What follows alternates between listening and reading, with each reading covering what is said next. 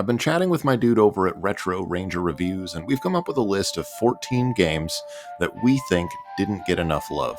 These aren't necessarily hidden gems per se, though some are, but more so a collection of titles that don't get as much attention as they deserve relative to the quality of the experience, some decent oddballs for your discovery that you likely missed as they loomed in the shadow of Halo and Gears of War and the like. This video on my channel will have 7 of the titles, but to see the other 7, of course, you'll have to take a little stroll over to his channel. And the games are solid, so I implore you to do so. Consider subscribing to both while you're at it. Let's not waste any time here though. First up on the list.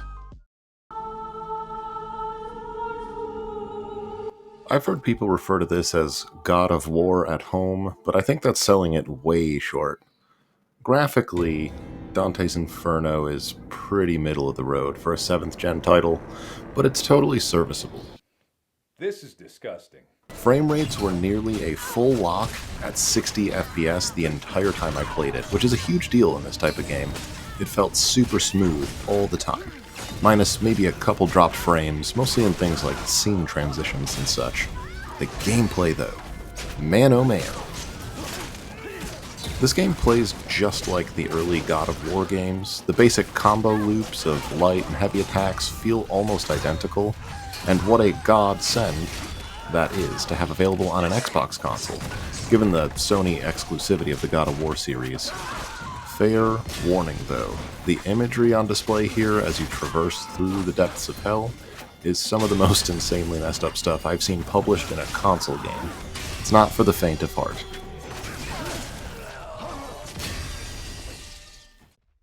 Come on. You're beginning to like this, aren't you? I don't really know what to make of Dark Messiah of Might and Magic Elements. For a start, it has an annoyingly long title.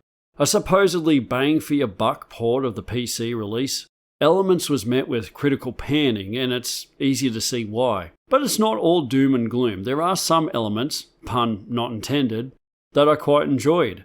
But I'll get to that soon. You play as Sareth, an apprentice of the creepiest wizard in the land, Fenrig. You're beginning to like this, aren't you? Surely he's not the bad guy, right? Well, he sends you to Stonehelm to hunt down the Skull of Shadows, and the moment you get there, everything goes to shit. If you're wondering whether the plot seems thin from that description, you're right, it is. But that's not necessarily a bad thing. Even the perpetually re-released Skyrim starts off with very little context, with the world and lore revealed as you play. But Dark Messiah dives headfirst into 90s B-movie territory, and it does so very early on, with overly dramatic voice acting and cheesy dialogue. Fenrig also pairs you with the demonic seductress Zana to guide you on your quest, but she spends most of her time provocatively whispering in your head, trying to sway you one way or the other. It's all portrayed at 150%, taking the defining qualities of each character and blowing them up to wild proportions, and honestly, it's refreshing. It becomes a charming part of the game. Graphically, Dark Messiah swings between old school Oblivion and near PS1 level textures, which are pretty jarring to see in a 360 game. Even when installed on the hard drive, it drops frames like a gallery in an earthquake, especially when executing enemies. By the way, the first 50 armoured guards you face all have the exact same voice. Yes, it's even worse than Oblivion. The combat is where the game shines. If you've ever played Bulletstorm, you'll know about the joy of kicking enemies into all manner of hazards. Well, Dark Messiah did this 5 years earlier. It's satisfying to finish off enemies that way, or just kick a crate into their face. You'll need to gauge your distance from enemies and choose when to strike. It's not perfect by any means, but it's workable and fun, especially when combined with the kick ability. Given how cheap this game is, I can confidently recommend picking it up, if only for the unique experience and style Dark Messiah has to offer.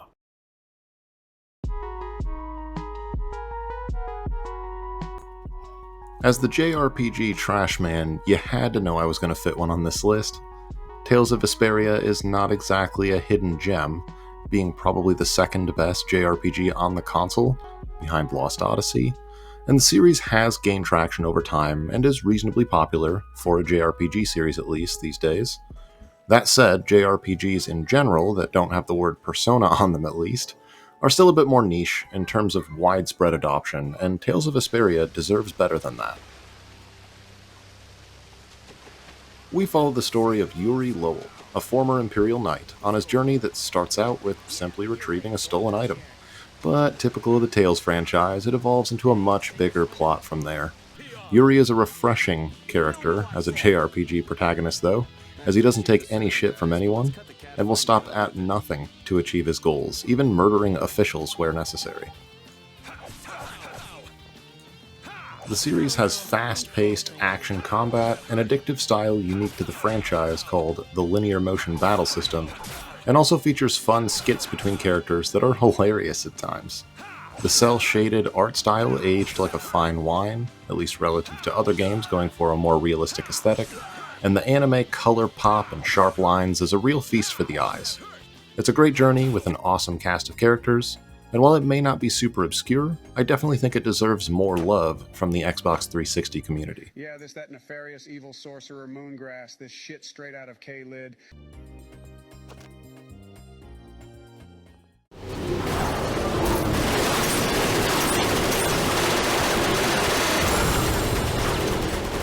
Full Auto is a game with no story, no setup, and absolutely no context for anything you're doing.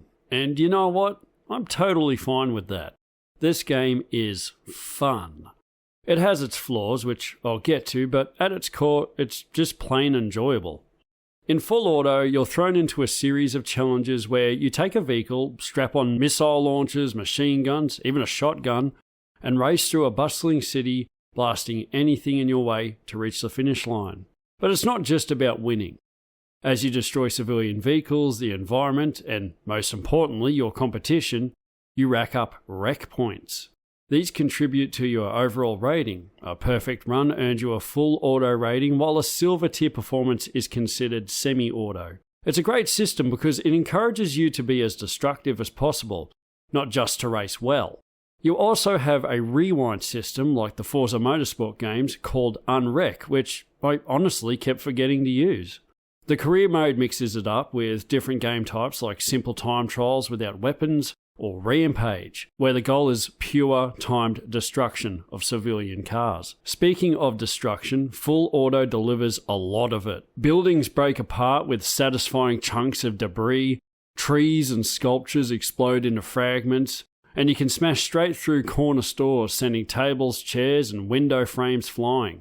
It's genuinely impressive, but it comes at a cost. All that chaos puts serious pressure on the Xbox 360's aging hardware, and it shows. If you blow up a few rivals while tearing through a flaming mansion, the frame rate can tank into slideshow territory. Thankfully, it recovers quickly, and honestly, it doesn't ruin the fun. The only other gripe I had was with the reward system. Most of the time you unlock new paint jobs for specific vehicles, which feels a bit underwhelming. It's like a restaurant acting like free napkins are a big deal. That said, you do unlock the occasional new vehicle as you progress, so there's something to chase.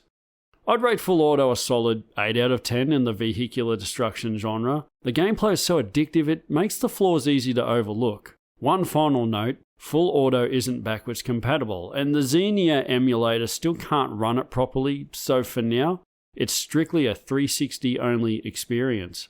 If you still have the console, this is 100% worth adding to your collection.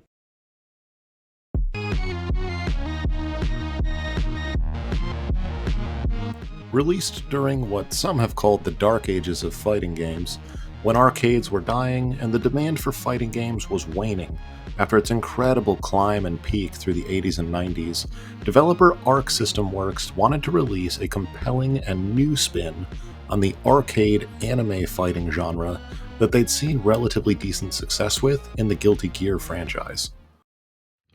BlazBlue Calamity Trigger is the first game in the BlazBlue fighting game series, and functionally feels a bit like a more streamlined and slightly cut down version of the later Guilty Gear XX releases, and I mean that here as a positive.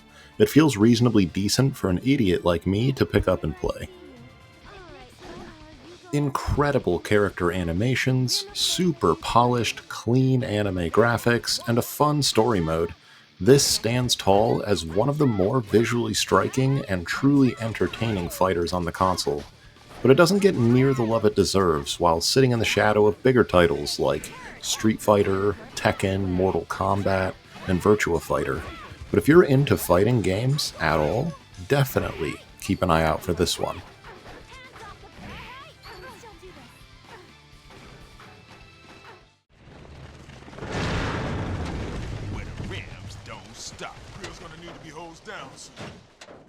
Given how early this game came out, I was pretty darn surprised by how much fun I had with it. But it's not all mortars and missiles. There's one major quirk to this game that has real-world implications. As a game very much of its time, the Outfit delivers a straightforward single-player campaign split across 12 levels.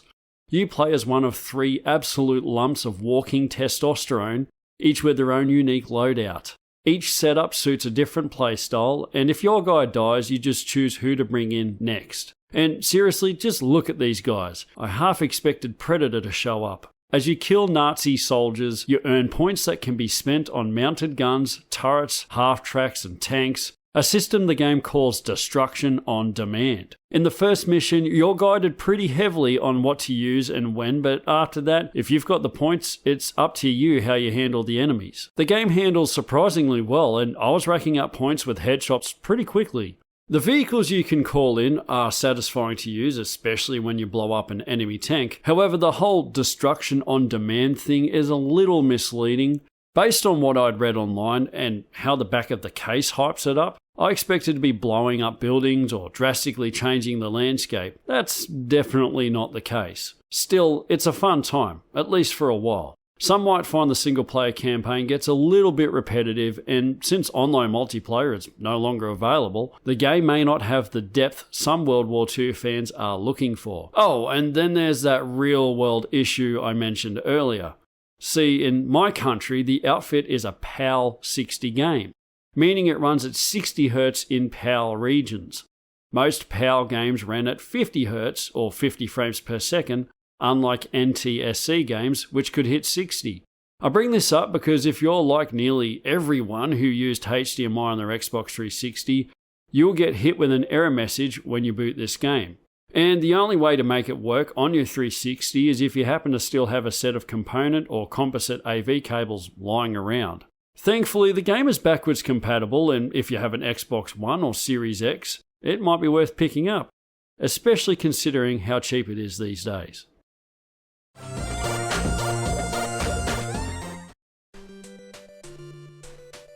Sonic's Ultimate Genesis Collection is one of the best things you can purchase for the Xbox 360 if you have any interest at all in Sega's old Genesis library. We are no stranger to video game bundles and collections these days, as companies try to cash in repeatedly on porting old properties over and over. A lot of the time this ends up being a win-win though, as they often represent good value for the consumer. Occasionally, though, you'll see a collection that offers over-the-top value, and that's what we have here. Copies are as low as $10 US right now on eBay, complete in box, and so many of the Genesis classics are here. 6 of the very best Sonic games. The first 3 Streets of Rage and Golden Axe games, Altered Beast. And hey, do you like RPGs? How about Shining Force 1 and 2, as well as Phantasy Star 1 through 4.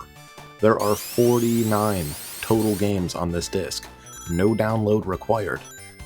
Some of which you unlock through fun challenges, almost like a trophy for your achievement.